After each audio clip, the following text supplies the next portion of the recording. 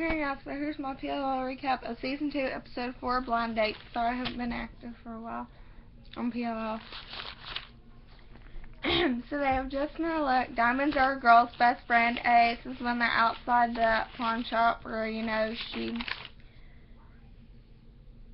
Spencer pawned off her ring and A bought and gave her horseshoe. Spencer out. Pissed. There's a creepy sign for optometrist. Eyes bearing down on him as someone is watching on him.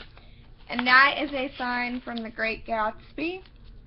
Ella will be Arya's new English teacher at the Hastings. Melissa is still searching for her ring and Ian's passport. She claims it is needed to make a claim on her ring for the insurance company, which is really fucking suspicious, Melissa. Hannah's mom requires that Hannah has a solo session with the therapist to Hannah's, I guess, saying, of course. Emily A sent a box of Danby paraphernalia, mugs, sweatshirts, and also a note that says, "So happy to have you on our A team," and A is underlined, whole A team referencing. Pam is happy as ever, celebrating Emily's inevitable acceptance, and the Danby, Emily's conscience grows larger.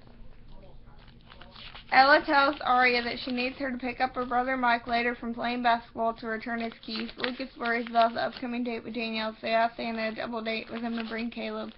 Spencer finds Ren at the hospital. He works to let him know that she saw her and giving stuff to Melissa, and to warn him that Ian tried to kill her. He tells her that the bag contains strong painkillers, meaning Ian is still alive. They're probably not in a good shape. He explains that he wanted to help her because he felt responsible for getting back with Ian, back with Ian in the first place. In the end, Ren turns Spencer down to help check Ian, not wanting to get involved. Hannah goes to the therapist alone for the first time, but isn't willing to open up to her. Mike hasn't been playing basketball, and what is he doing? We see Jason. He theorizes that Mike is doing things of which his family obviously wouldn't approve. He says, "I was always lying about where I was when I was his age. I don't remember a lot about that time, actually. Most of what I do remember, I wish I could forget. Obviously, maybe Carl can't." They remembered her pink hair. Arya's. Pam invites Samara over for dinner. Spencer walks in the barn door, drives a suitcase filled with men's clothing and toiletries, including shaving cream.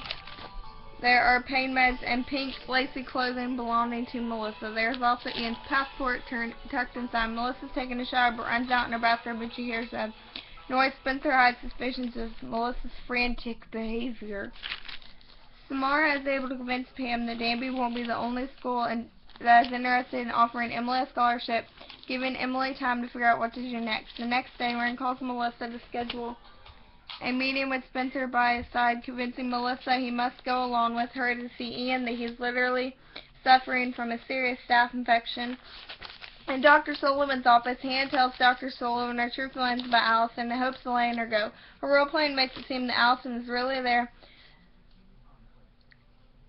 taunting Hannah for her feelings. She calls Allison her best friend, but also her worst enemy she ever had. Allison is condescending, but Hannah doesn't allow the mental failure to continue. In her head, says Hannah wouldn't leave her friends had Allie not given them to her, and then Hannah can't live without her. But mentally, Hannah tells the ghost that she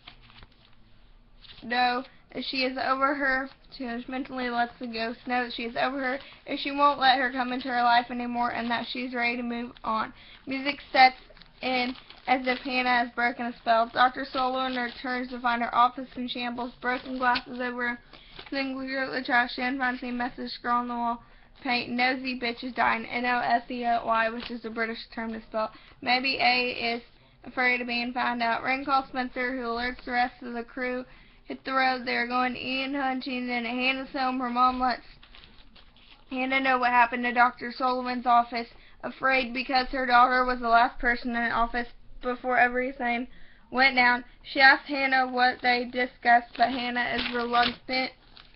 The point of finding a therapist was confidential, but Hannah's mom was not so sure. The police could blame Hannah for the incident. Hannah lives in a huff, frustrated by all the false accusations that never stop flying around.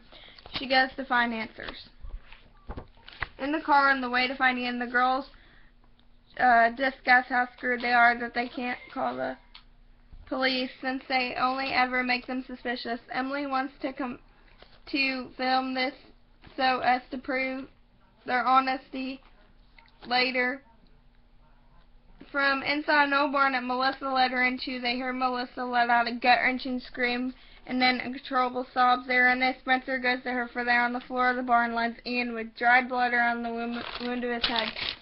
He is holding a gun, and beside him lies a letter confessing that he could kill Allison, which is later returned a fake letter because that's composed in nothing but A messages.